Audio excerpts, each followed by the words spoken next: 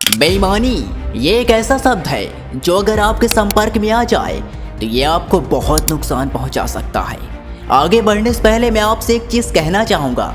आपने जिस घड़ी में इस वीडियो को क्लिक किया है उस पल के लिए आप अपने भगवान, ईश्वर, अल्लाह और खुदा के शुक्रगुजार हो जाइए, क्योंकि आपका वो एक क्लिक आपकी पूरी जिंदगी को बदल सकता है। तो आइए मुद्दे की तरफ। बेईमान शब्द सुनते ही आपके दिमाग में क्या आता है? मक्कार, फरेबी, धोखेबाज।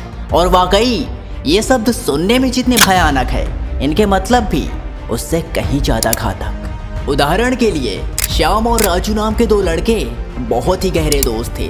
श्याम को राजू पर अटूट विश्वास था, लेकिन जब एक बार श्याम को राजू की मदद की ज़रूरत पड़ी तो राजू ने उसे साफ साफ इनकार कर दिया और कहा, हम दोनों दोस्त तो हैं, लेकिन मैं तुम्हारी मदद नहीं कर सकता। अब आप मुझे बताइए, वो दोस्त कैसा जो मुसीबत के वक्त काम ना आए। श्याम ने राजू पर इतना भरोसा किया, लेकिन वो एक बेईमान इंसान निकला। वह मक्कार, फरेबी और धोखेबाज निकला। खैर, ये तो रही औरों की बात। ऐसा इंसान अगर एक भी बार आपके साथ बेईमानी करता है तो आप उसे हमेशा के लिए अपनी जिंदगी से त्याग दोगे।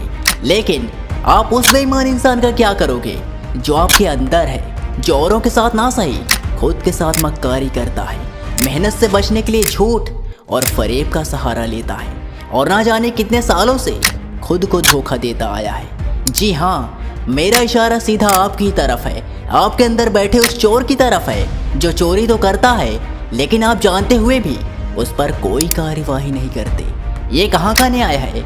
आखिर कब तक तुम ऐसा गिरा हुआ खेल खुद के साथ खेलते रहोगे?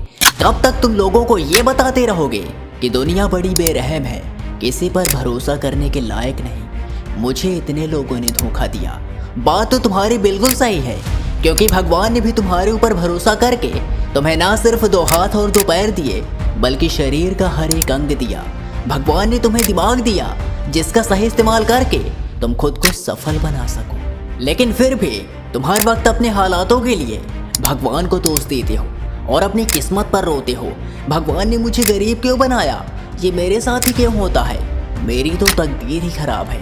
अगर आप अपने हालातों के लिए भगवान को दोष देते हैं और अपनी किस्मत पर रोते हैं, तो मैं आपसे एक बात कहना चाहूँगा कि ज़िंदगी में भले चाहे कोई भी काम करना या ना करना, लेकिन एक बार पागल खाने के दर्शन ज़रूर कर लेना।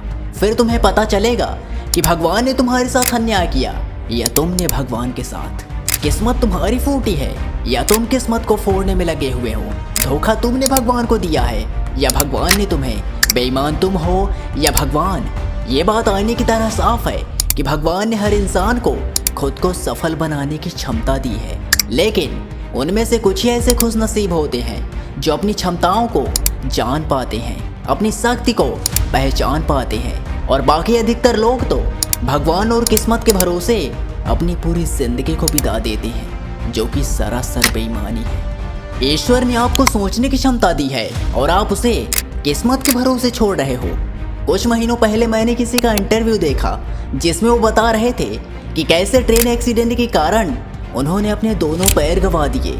वो एक्सीडेंट इतना भयानक था कि इनके दोनों हाथ भी बुरी तरह फ्रैक्चर हो गए थे। जब ये बात उनके पिता को पता चली, उस दिन वो बहुत रोए और कहा कि बेटा, अब तुम्हारे आईएएस बनने का सपना कभी पूरा नहीं हो सकता। शायद भगवान को यही मंजूर था, लेकिन उनका जवाब था कि नहीं पापा, अभी मेरे हाथ की 3 उंगलियों में जान है, जिससे मैं जहान के किसी भी एग्ज़ाम से लड़ सकता हूँ। ये होता है जज्बा, ये होती है लगन, इसे कहते हैं ईमानदारी, ये होती है सच्ची मेहनत, जो हालातों को भी घुटने टेकने पर मजबूर करती, ना कि तुम्हारी तरह अपने हालातों का जिम्मेदार किसी और को ठहराता रहे।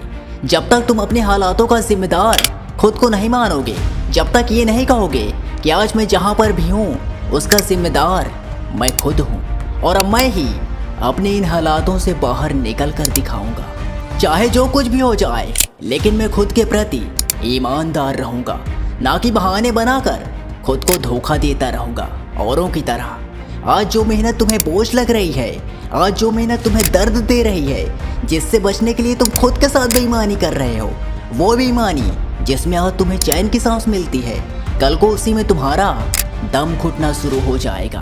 बेईमानी मत करो, बेईमानी करोगे तो असफलता हाथ आएगी, खुद को धोखा दोगे तो नाकामी हाथ आएगी।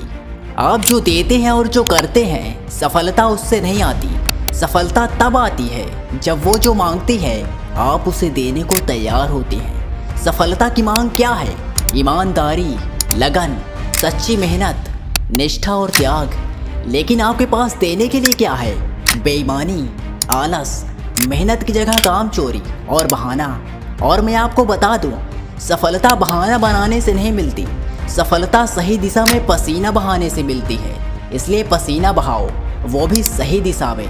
जिंदगी में अगर सफल होना है तो और कुछ नहीं, सिर्फ ये 3 मंत्र जिंदगी में ज़रूर फॉलो करना। पहला मंत्र, खुद के प्रति ईमानदार रहिए, अपने काम के प्रति ईमानदार रहिए, अपने वादे के प्रति ईमानदार रहिए कि मैंने जो कहा है, जो मैंने सोचा है, उसे करके रहूँगा। ये मेरा पहला कर्तव्य है और बाकी सब इसके बाद है। जब आप खुद के प्रति ईमानदार रहेंगे, अपने काम के प्रति ईमानदार रहेंगे, अपने लक्ष्य के प्रति ईमानदार रहेंगे, अपनी योजना के प्रति ईमानदार रहेंगे, तो ऊपर वाला भी आपकी सफलता में कोई बेईमानी नहीं होने देगा। आप बस खुद के लिए ईमानदार रहिए। दूसरा मंत्र, सच्ची मेहनत करना और पूरी आत्मीयता के साथ मेहनत करना। सफलता आपसे उतनी मेहनत मांगती है जितनी आपके अंदर क्षमता है। और आपका सबसे बड़ा दुर्भाग्य ये है कि आप आज तक अपनी क्षमताओं को जान ही नहीं पाए। आप क्या कर सकते हैं और आपकी मेहनत किस हद तक जा सकती है, ये आपने अभी जाना कहाँ है। और जिसने भी अपनी शक्ति को जाना है, अपनी असीम क्षमताओं को पहचाना है, उसने दुनिया में बड़ा मुकाम हासिल किया है। आपका दिमाग वो सुपर कंप्यूटर है जिसे आपने कभी अनलॉक नहीं किया। आपके अंदर वो असीम क्षमताएं हैं जिससे आप दुनिया में अपनी सफलता का झंडा लहरा सकते हैं। बस ज़रूरत है उस पावर को जानने की, अपनी क्षमताओं को पहचानने की। तीसरा मंत्र, सही दिशा। क्योंकि आप चाहे कितने ही ईमानदार और कितने ही मेहनती क्यों ना हो, अगर आपकी दिशा सही नहीं है तो आपकी सारी लगन, सारा त्याग और सारी तपस्या व्यर्थ है। इसलिए अपनी ईमानदारी को, अपनी सच्ची मेहनत को सही दिशा में लगाएं। इसी के साथ मैं राजीव विदा लेता हूँ आपसे। मिलेंगे फिर किसी जीवन को बदल देने वाली वीडियो के साथ। तब तक के लिए धन्यवाद।